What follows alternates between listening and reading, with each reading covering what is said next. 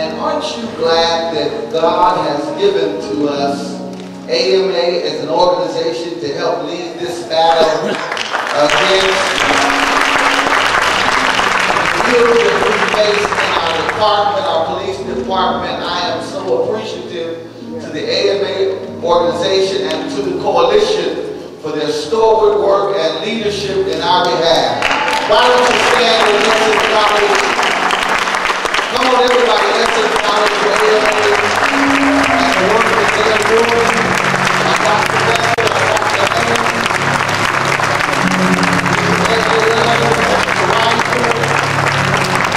And all the coalition partners and members that are here.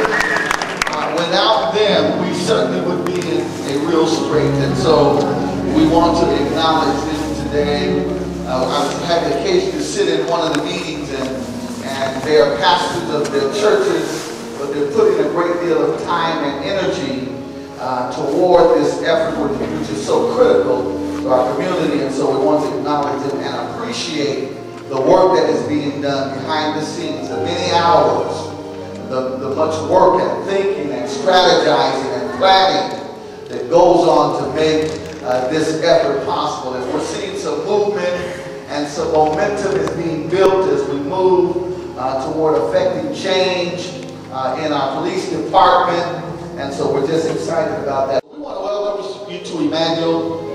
We're delighted to be able to host this event tonight. And I pray that it is a success and that you felt the warm welcome when you came into the doors tonight. And at this time, we're going to give you into the hands of our leaders, and we're going into our invocation at this time. We're going to ask everyone to please stand while we continue. Again, I wanted to thank everybody for coming out tonight on this very, very serious and important issue and on all the work that we have ahead of us. And in that regard, I would like to invite Dr. Leroy Haynes, a pastor in this community, a community icon, to tell you in his words why we're here. Let's put those hands together, dear Lord, and pray.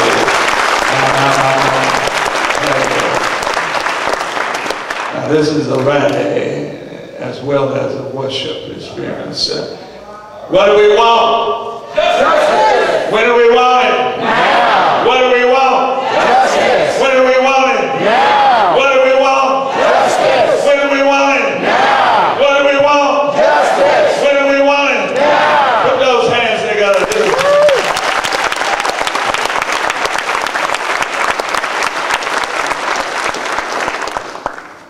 The struggle for justice and freedom takes place on many different fronts. It takes place through nonviolent direct action, through marches and demonstrations and pickets. It takes place in the courthouse through the following of legal briefs and suits.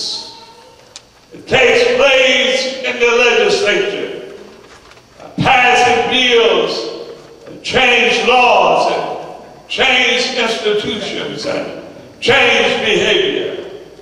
It takes place in electing political leadership that is accountable to the people and progressive.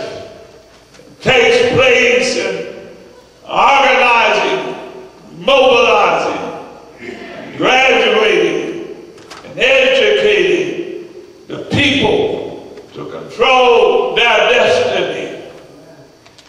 Then the struggle for justice and the struggle for freedom takes place by all kinds of people and all walks of life. It takes place in the youth and the students that have been engaged and are engaged on the front line and in the leadership. The elderly, with their wisdom and experiences, are needed to be engaged and in leadership. Men and women and children are needed. And blacks and whites and Asians and Latinos and First Nation people are needed. Educated and uneducated people are needed. Rich and poor and middle class and marginal are needed. Christians and Muslims and Jews and Hindus and others are needed. And if we are going to bring forth a new day in Portland, a new day in Oregon, a new day in our nation, we must bring everybody, I say everybody, to the table of engagement to carve out a new day and a new future. Aaron Campbell's spirit cries out to us today. James Chassey's spirit cries out today. Jose Bija spirit cries out today. Kendra James' spirit cries out today from the grave for justice, for justice, for justice. A cry that we may make it happen. Turn to your neighbor and say, let's make it happen. Let's make it happen. Let's make it happen. Let's make it happen today. A new day has come. Turn to your neighbor and say, a new day has come. A new day has come. No turning back. We've gone too far. We've prayed too hard. We've marched too long. We've sitting too long. We've beat the drums too long. A new day must come.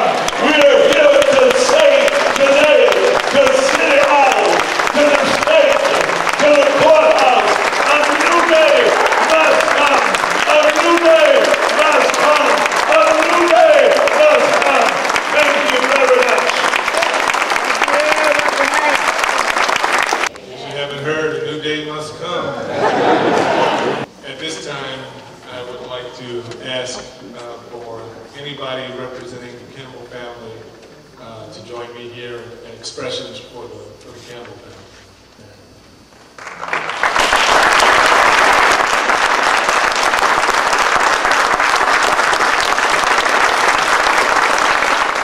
I just want to say thank you. Thank you to the community for coming together. And I hope more people will support this cause. Because we all have loved ones. And we do not want to see this happen again. So I just want to say thank you, everyone. And let's work together. And I also would like for Pastor Osborne to say something also.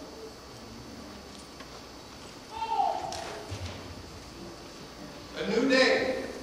A new day. A new day. Marvin John, I cannot feel your pain for your loss. I did not bring into this world your children. I can only feel the crumbs of your pain.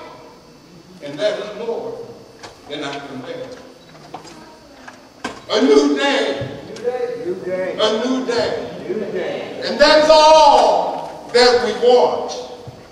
We cannot keep doing the same things over and over again. A new day is all we want. We have to begin to think differently and change the way things have been done.